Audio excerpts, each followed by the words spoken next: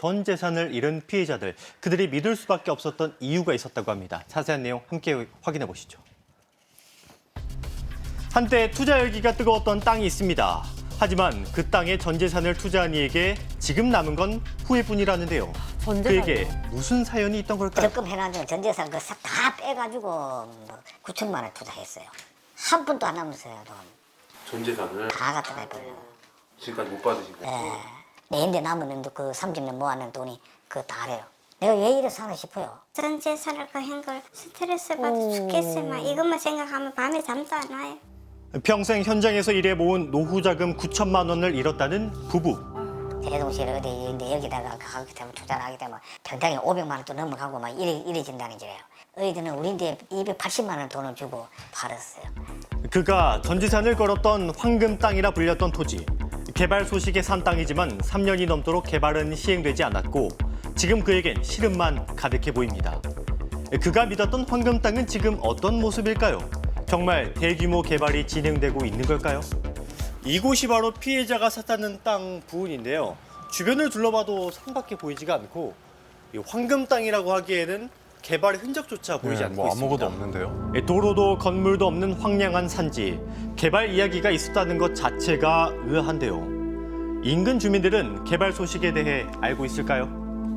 내가 봐도 여기는 시골로 따지면 동막골 같은 데지. 이 안에는 개발 개연성이 하나도 없지. 이 동네는 아니에요. 좀 개발될 만한 곳이에요, 여기? 아니에요. 여기는 아니고 좋은 산업단지 막 그쪽이에요. 아, 이 동네는 좀 어머니가 보시기에 좀 개발될 만한 데 같아요? 여기는 전혀 없습니다. 실제로 길가 안내문을 보니 산업단지가 들어서기로 결정된 곳은 꽤 멀리 떨어진 위치. 혹시 반사 이익으로라도 이곳에 개발 호재가 있는 걸까요? 거의 뭐 100%는 아니지만 없다고 봐야죠. 그게 이제 개발할 수가 없잖아요. 그냥. 길이 없으니까. 도로가 없잖아요. 도로가 없는 걸 갖다가 무슨 수로 개발을 해요? 하나같이 도저히 개발할 수 없는 땅이라는 반응. 게다가 저런 땅들은 보통 평당 얼마씩 해요? 저런 땅들은 뭐 평당 2만 원? 만 원? 개발은커녕 평당 2만 원이면 충분히 살 수 있는 저렴한 토지랍니다. 이 지자체에서도 개발 계획이 전혀 없는 걸까요? 100배 이상을 더 비싸게 주고 산 거예요? 보전 관리 지역 그리고 준보전 산지라고 돼 있네요. 보전 산지라고요? 일반적으로 보전 산지라고 하면은 산지 관리법에 따라서 이제 많은 개발이 제한돼 있고 뭐 여기 농림 지역이 뭐 임업용 단지면 뭐 일반적으로 개발 가능성이 거의 없다고 보시면 될 것 같긴 한데. 개발 가능성이 현저히 낮은 곳이라는 게 지자체의 설명. 그럼 피해자는 왜 이 땅에 거금을 투자한 걸까요? 22년도 12월 달이래요. 처음에 TV를 보다 나니까 평택에 회사에서 300몇 조를 이제 투자를 한다 하더라고. 평택에 갖다 당 토지를 좀 사놓으면 그걸 가지고 노후 대책 가지고 뭐 그거에서 뭐 하고 농기 조임금 나오는 거에다 조금 보태가지고 그래가지고 뭐 괜찮겠다. 그래서 이제 전화를 해봤습니다.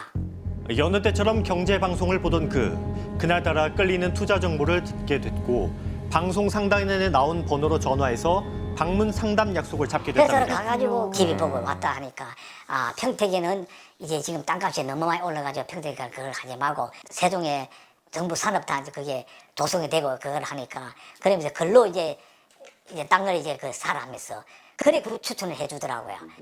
생각지도 못한 세종 땅을 권유받은 잠시 의심도 했었지만 걱정들 말하고 3년만 있으면 그거 해주고는 가면 배로 더 뿌려준다면서.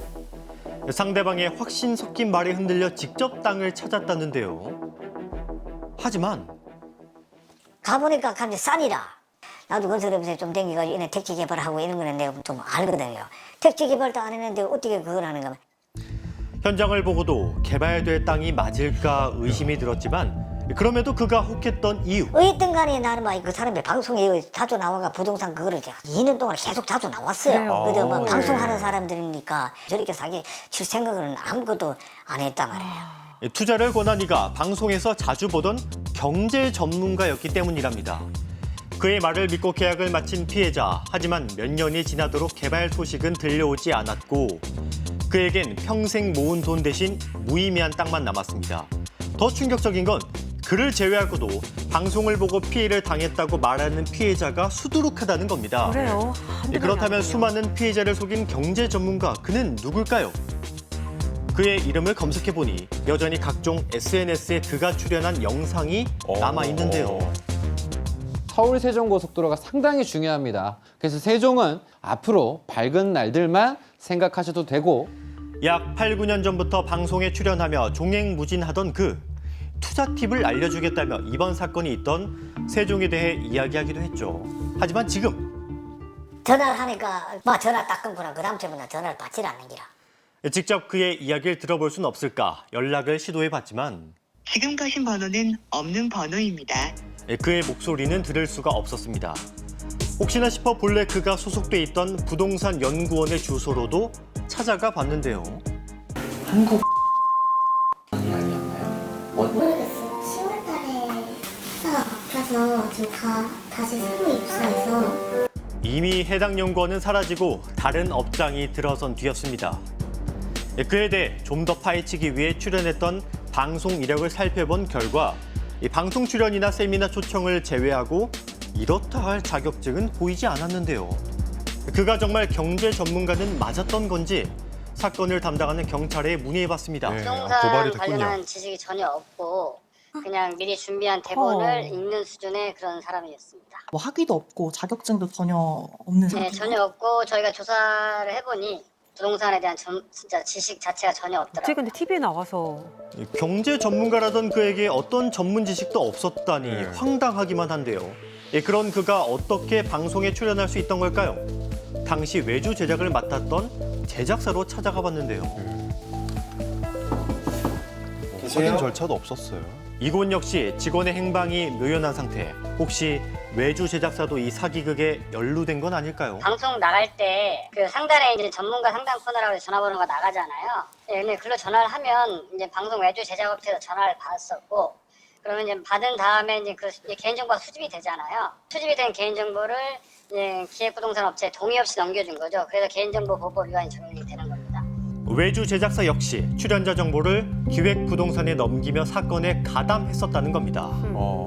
그런데 여기서 풀리지 않는 의문이 하나 있습니다. 어떻게 평당 1, 2만 원 남짓하던 땅이 수백만 원에 거래될 수 있던 걸까요?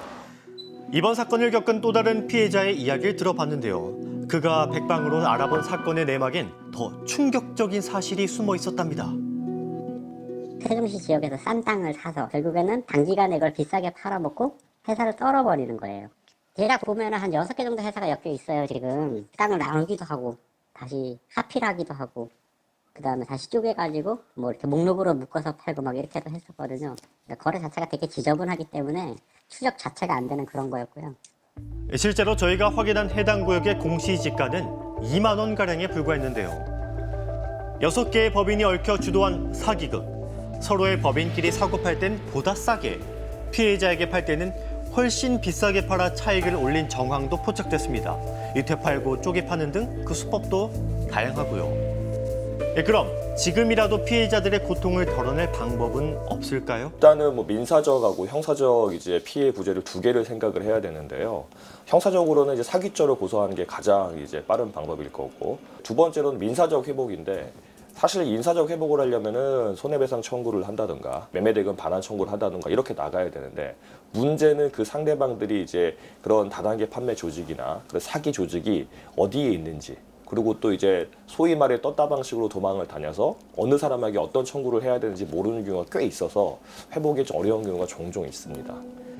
피해자들은 여전히 몇 년간의 법정 싸움을 이어가고 있는 상황.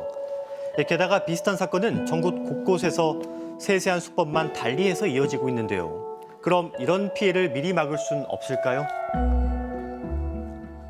이게 개발 계획이 있다고 하면 그게 진짜 맞는지를 그 기획부동산 업체의 말만 듣지 말고 그 땅이 있는 관할관청에 가서 확인을 하시고요. 그 다음에 이 땅을 살 때 너무 지분으로 사게 되면 사람이 많게 되면 나중에 이제 경제적 가치가 상당히 떨어지게 됩니다. 그러니까 그런 경우는 일단 의심을 해보시고 기획부동산이다 싶다, 그리고 지분으로 판다, 그러면은 되도록이면은 매수하지 않으시는 게 좋습니다. 누군가의 신뢰를 이용해 그릇된 이익을 챙긴 희대의 사기극. 이래 모르는 노인네들이 있는 사람들하고 진짜 5분의 1을 가지고 좀 제대로 잡아가지고 다시는 이런 사기를 없도록 좀 해주세요. 몇 년이 흘러도 피해자들의 시간은 그대로 멈춰 있습니다. 남의 인생을 짓밟는 사기 행각. 그 대가는 반드시 치러야겠습니다. 전 재산을 잃었다는 피해자 너무나 안타깝습니다. 아무래도 TV에 경제 전문가로 나왔다 보니까 신뢰도가 높아질 수밖에 없고 그런 심리를 또 파고든 건데 정말 무조건 믿으면 안 되겠어요. 네, 그렇습니다. 예전에는 기획부동산이 콜센터 전화를 통해서 피해자들을 모았습니다. 그런데 이번에는 외주 제작업체와 이제 손을 잡고 투자 홍보 영상을 만든 건데요. 결국 방송에 나온 인물이 연루가 되면서 이 방송에 나올 정도면 믿을만 하지 이런 생각이 들다 보니까 검증 절차를 놓치게 된 것 같습니다. 결국 방송 출연이 믿음의 장치가 된 건데요. 우선 기획부동산의 사기를 피하기 위해서는 공동투자, 지분투자와 같은 말은 일단 의심부터 해야 하고요. 곧 개발된다는 말이 들리면 직접 시청이나 구청에 전화를 해서 확인해 보시는 게 좋습니다. 마지막으로 계약 전에 등기부등본과 토지 이용 계획서 그리고 중개업자의 자격이 있는지도 꼭 확인해 보시기 바랍니다. 네, 이런 전문가 사칭 사기뿐만 아니라 그 고수익이 보장이 된다, 또 뭐 수익을 인증을 하겠다, 아니면 뭐 국가 지원 프로젝트다 이런 말들이 현혹되기가 쉬운데요. 꼭 안전한 투자하셨으면 좋겠습니다.